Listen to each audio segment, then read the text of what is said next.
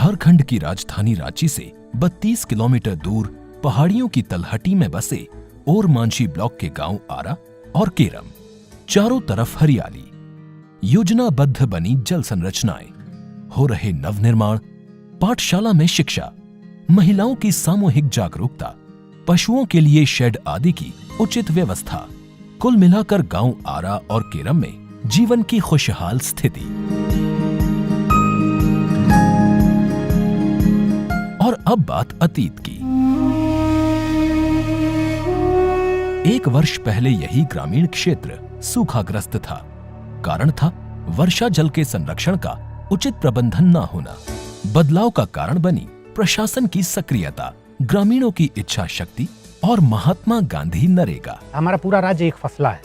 पानी की कमी की वजह से हम दूसरी और तीसरी फसल नहीं कर पाते, यद्यपि हमारे यहाँ एवरेज रेनफॉल 1200 से 1300 मिलीमीटर का है। अगर हम प्रयास करके पानी को रोक दें तो हमारा गांव 2 से 3 फसल लेने लायक हो जाएगा और हमारे गांव में समृद्धि आएगी। जब गांव जान जाता है कि महात्मा गांधी नरेगा से कितने लाभ हैं हमें, तो फिर वो इसको गरीबी मुक्त करने का अपना साधन बना लेता है। इसी विचारधारा के साथ कोशिशों का सिलसिला शुरू हुआ।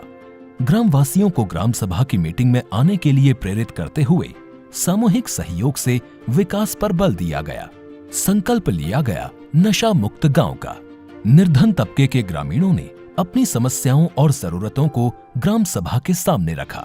ग्रामवासियों की बहुत सी समस्याएं महात्मा गांधी नरेगा के कुशल क्रियान्वयन से पूरी हो सकती थीं। और फिर इसी दिशा में कार्य योजना तैयार की गई। योजना के तहत गांव में निजी लाभार्थियों की जमीन पर विभिन्न विकास कार्यों की रूपरेखा तैयार हुई और शुरू हुआ कार्यों का सिलसिला।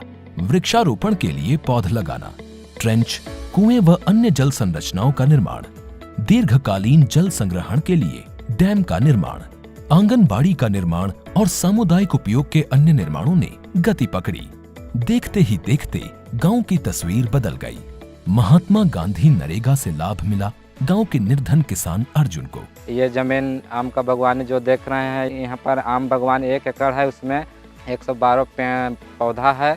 ग्राम सभा के तहत जो आम बागवानी का उसमें योजना में पास कराए।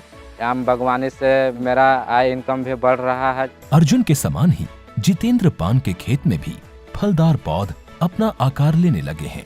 गांव के ही रमेश बेदिया के पास गाय तो थी, मगर उसके लिए शेड नहीं।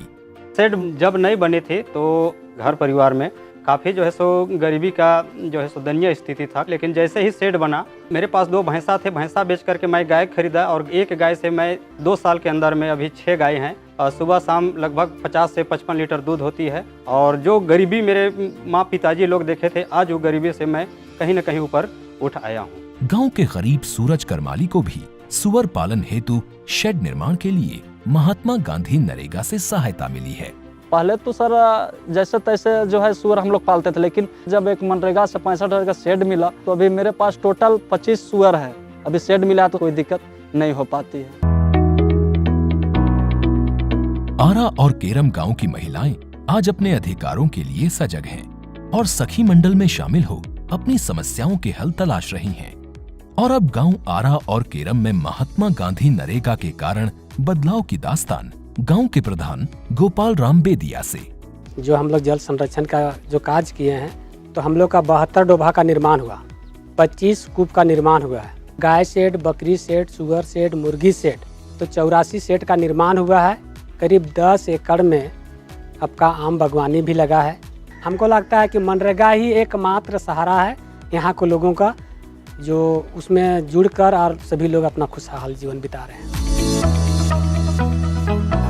कुल मिलाकर झारखंड के ये छोटे से 2 गांव आज बदलाव की एक मिसाल बनकर उभरे हैं, जिसका एक बड़ा कारण बना है महात्मा गांधी नरेगा।